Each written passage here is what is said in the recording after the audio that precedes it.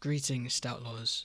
Today, I'm covering the 3v3 tournament drama from last weekend, as a lot of people aren't clear about what really happened. Going into the second day of the event, my team was looking like one of the strongest contenders, consisting of Bruno, Red Blue, and myself. From hearing those names alone, you knew this team would go hard, and the first match of the day seemed like no exception. We won the first game of the best of 3 confidently, and going into the second, we felt it would be the same story. We were up 2-1 in the second when my ping started to spike to 100, which is the classic signature of a DDoS attack. If you're unfamiliar with that term, a distributed denial of service attack, or DDoS, is where someone that knows your IP address floods your connection with packets, either making you lag out or in some cases lose connection entirely. DDoSing is a criminal offence, although it's very hard to pursue justice when the attacker can easily remain anonymous. For years, Mordhau has been subject to widespread DDoS attacks on its official servers, unofficial tournament servers, and even in some cases, individual players like myself and Ruben. Now, some of you may be thinking, how do you know it's a DDoS attack and not just your internet playing up? Which is a fair question, but at the time I had no doubts about it. My internet is stable 24/7 unless I'm streaming or playing in an event that's being streamed, and I never see my ping climb into the hundreds. The timing was way too sussy, and I was the only player affected during the match. I've also had my DDoSer in the past contact me, confirming my IP address as proof. Whilst he said he'd had his fun and would stop, he also suspected that there may have been other individuals targeting me, and I did have my stream go down in the last couple of weeks.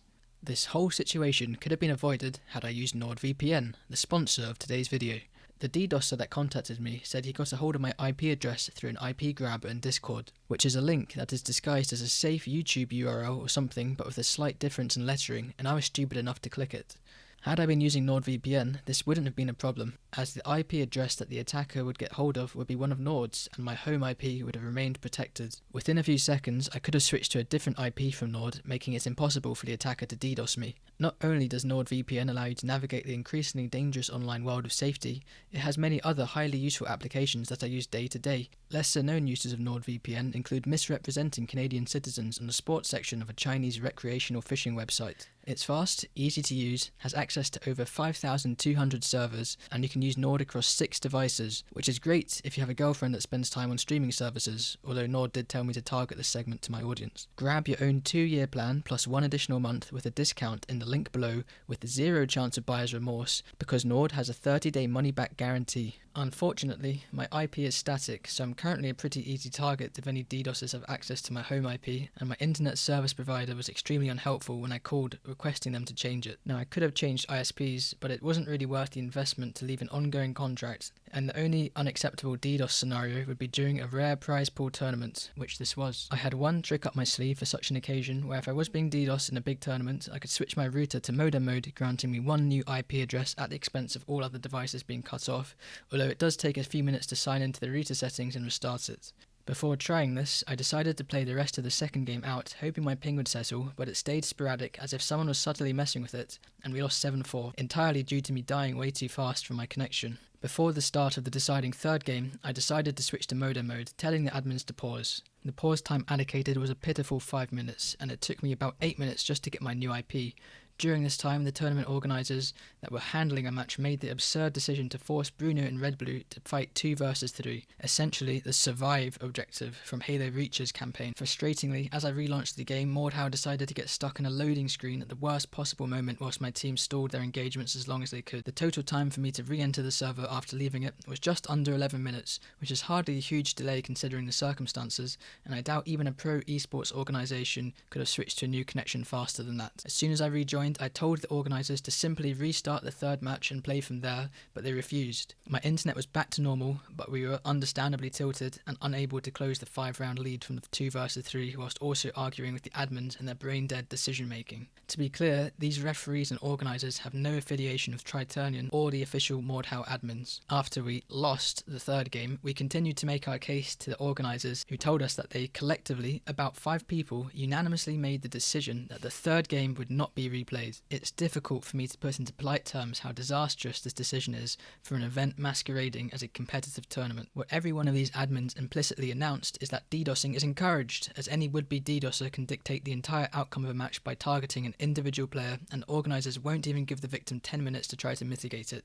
That's exactly the outcome a DDoSer would want. Depressingly, I've long come to expect this from Mordhouse tournaments, as usually organisers are quick to throw around their weight when it comes to disqualifying teams that they dislike, and the whole scene reeks of a high school clique. But even this came as a shock to me. Highlighting the flagrant hypocrisy, other teams would end up getting rematches that same day. Several of the committee members that were consulted were playing in the event themselves.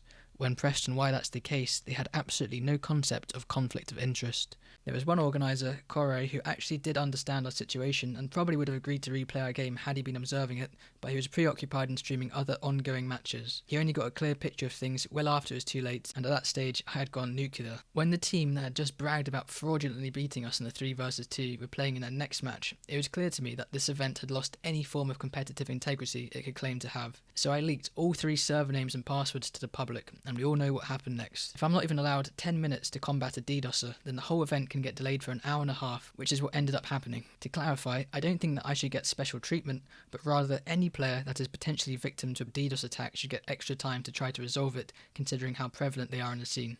That being said, my team consisted of solely former champions. If any players should get granted special treatment, it would be us. In hindsight, there might have been a better way to handle this fiasco had I managed to talk to Corey first, who is the only admin with a head on his shoulders, but at that time I had no way of knowing that, and he was busy streaming other matches. Every other organiser had ganged up against us and had in no uncertain terms told us that there was no chance of a rematch. Many of the committee members are still trying to justify their poor decision making by telling me we could have just used a sub player that we didn't have, and even if we did, it would be a weaker roster, or played through the rest of the tournament through the loser brackets, further illustrating how they have no place behind the organisation of a competitive tournament. With everything considered, I'm 100% justified in leaking the server information in protest. After the event, proof emerged that it was the servers themselves being DDoSed, but weirdly it only affected English players. As I was the only player getting wrecked by the ping during my match, I don't think my initial assumption was too far out, and the attempted fix of restarting my router was still sensible. As I mentioned previously, when the server or DDoSing issues affected Pog's team, they were granted a rematch by the very same admins that denied ours. After the Stoutlaw Rebellion, my team was disqualified from the event,